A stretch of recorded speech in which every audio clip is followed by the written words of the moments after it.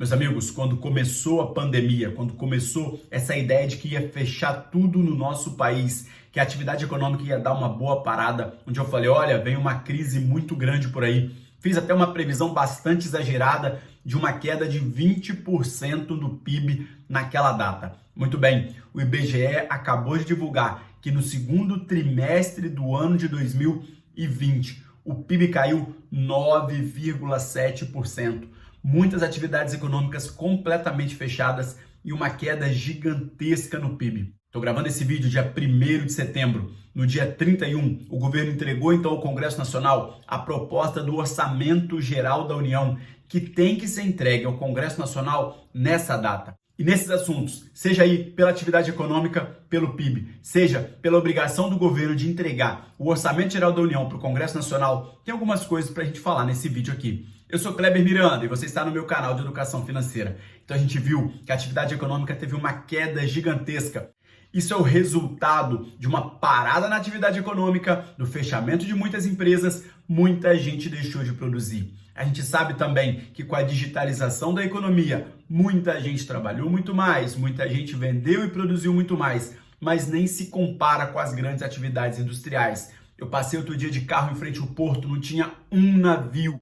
E nós estamos falando de atividades intensas em capital que movimentam muito dinheiro. Recentemente a gente viu a Uzi Minas religando um alto-forno. Trabalhou 90 dias para religar um alto-forno e ele ainda vai levar meses para chegar à plena capacidade de produção. Isso tudo nos mostra o quê? Que vem por aí uma recuperação difícil, uma recuperação de empregos difícil, uma recuperação dos negócios muito difícil.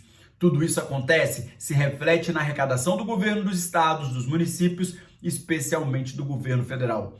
E então, o governo entregou a proposta de orçamento para o Congresso Nacional com uma previsão de déficit na casa de 230 bilhões de reais no ano, meus amigos. A gente vem mostrando um crescimento muito grande da dívida em comparação com o PIB. Se a dívida está crescendo e o PIB está caindo, essa relação só fica pior, não é mesmo? Só fica pior e a pandemia acelerou tudo isso. Toda a economia trazida com a reforma da Previdência já foi embora há muito tempo. Essa proposta nova do orçamento trouxe uma novidade que talvez possa te interessar: um novo valor do salário mínimo para o ano de 2021. É uma proposta ainda, isso vai ser discutido no Congresso Nacional. Isso é votado lá em dezembro, mais ou menos depois das eleições municipais. Isso é votado. O Congresso tem que votar o orçamento antes de sair em recesso parlamentar. Esse valor do salário mínimo não contempla ganho real. O que é ganho real? Um aumento acima da inflação. Pelo contrário, é um aumento um pouquinho abaixo da inflação no período. Dá para entender e compreender, dada a situação complicada que a gente vem, muitas categorias profissionais, inclusive servidores públicos, não terão reajuste. No caso dos servidores públicos, segundo a lei, por 2 anos. Junto com a proposta do orçamento para o Congresso Nacional, vem o assunto auxílio emergencial. Tinha um monte de gente fazendo campanha na internet para manter em R$600, um monte de gente seguindo político, né? Político fazendo campanha na internet ao invés de trabalhar no Congresso Nacional, né? Mas a gente sabe, cada um escolhe aí onde é que vai exercer a sua influência, não é verdade? E o pessoal fez uma campanha enorme no dia 28, para o auxílio emergencial permanecer em R$600. Não vai permanecer em R$600. Já há um indicativo forte de que serão mais 4 parcelas de R$300. 4 parcelas de R$300. Se nós estamos aqui em setembro, então seria setembro, outubro, novembro, dezembro e acabou. Tinha gente divulgando essa semana que o pessoal tinha certeza absoluta que hoje, dia 1º de setembro, começaria o Renda Brasil, ia acabar o auxílio ontem e que agora era a Renda Brasil. O pessoal fala com uma certeza enorme e erram fragorosamente, né? Erram fragorosamente. Não tem Renda Brasil ainda, pessoal, porque a equação para criar o Renda Brasil é uma coisa quase impossível. Como é que você vai tirar 20, 30, 40, 50 bilhões de reais ao ano para criar um benefício, sendo que você tem que mostrar qual é a fonte desses recursos lá no orçamento? Vai sair dessa rubrica aqui, para cá, tudo certinho. E o governo não conseguiu fazer isso.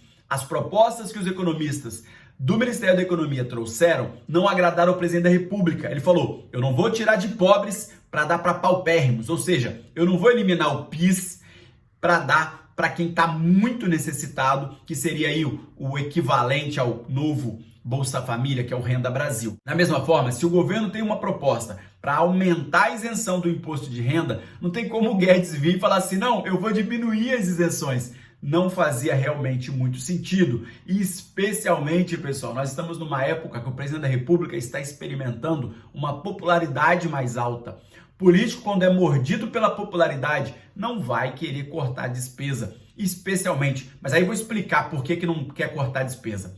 Como é que você vai cortar despesa assistencial se você está com a população precisando de uma certa assistência?